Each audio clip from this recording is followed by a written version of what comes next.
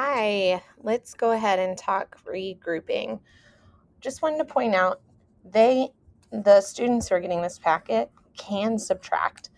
These are just some examples of how the questions are asked on the iReady that keeps them from being able to show complete mastery.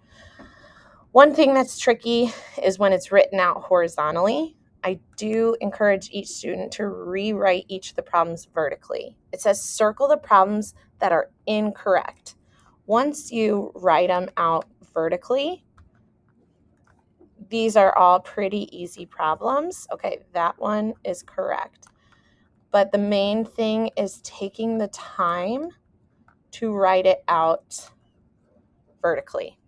Okay, some students were getting mixed up between the tens and the hundreds. This one, count forward by 100 to fill in the blanks. So 7, if your child is getting stuck, I have them highlight or color what stays the same. So then it becomes a little bit more obvious. So 37 is going to be in all of them. Oh, well then it's just 7, 8, 9, 10, 11, 12. We're counting by hundreds. And then I just have to put in the 37. So that is how I would help with that one. These are all comparison word problems. And we always talk about that there's a larger value, a smaller value, and a difference between them. So Katie ran for 164 minutes. Her brother ran for 187. I would have the student stop, pause, think, who has the greater amount? It looks like the brother who ran for 187. And I love to have them label it so they can make sense. So that's brother, that's Katie. So now we're just looking for the difference between them. This is just larger value minus the smaller value. 23 is the difference. So ask them which is the larger, which is the smaller. What do we know? Do we know the difference? So for example, in this one, the chapter book I read was 317 pages long. My sister's book was 198 pages shorter than mine. So her sister's book wasn't 198 pages. That's the difference between them. So this is me. This is my sister. So if I take the difference away, I'll get to my sister's amount. Once again, rewriting the problem vertically is the main obstacle here.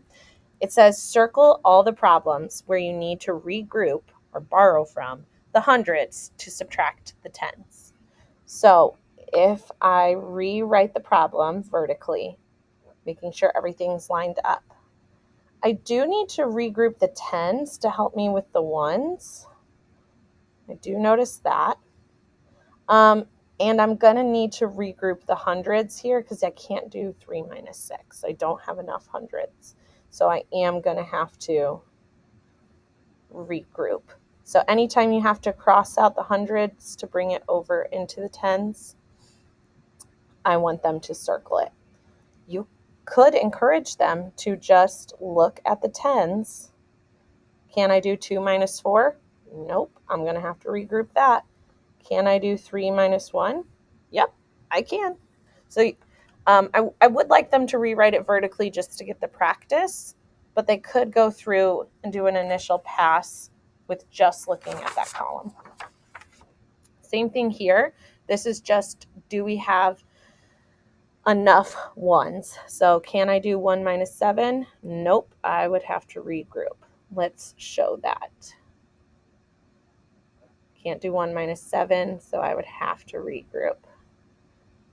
Okay, you don't actually need to solve this on this page. It's just trying to determine when regrouping needs to happen.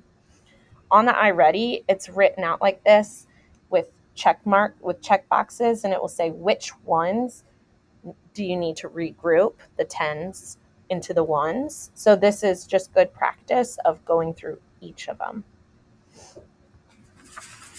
Okay, then this says write and solve the subtraction sentences modeled in the pictures. So In subtraction, we always start with a whole. We take away a part and have some left over. The whole is how many there are total. Each of these squares is worth 100. Each rod is worth 10. Each of these is worth 1. So we have 2 hundreds, 3 tens, and 6 ones. And then the amount that we're taking away is the amount that's crossed off. We're taking away 100, 2 tens, and 4 ones. This would be a great time to encourage your student to check their work by adding the parts back together to get the whole. All right. Then each of these, there is a problem or mistake. So if your child cannot find the problem or mistake, this is where hopefully they will be able to find that. So 1 minus 3, can't do that. 11 minus 3 is 8. Oh, they didn't do that. They did 1 minus 3 is 2. So they did not regroup the tens into the ones. So just one sentence as soon as you find the error.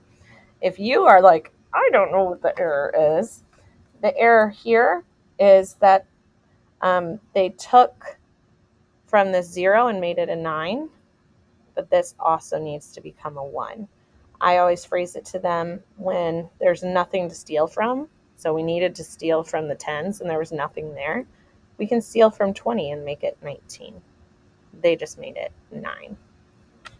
So they did not regroup the hundreds like they should. This one here, 7 minus 8, they went next door. This became, here, I'll solve it right here. This becomes a 17. 17 minus 8 is 9. Okay, they did that. Can't do 1 minus 9. So when I see what they did. This should be 11. So when they regrouped the hundreds into the tens,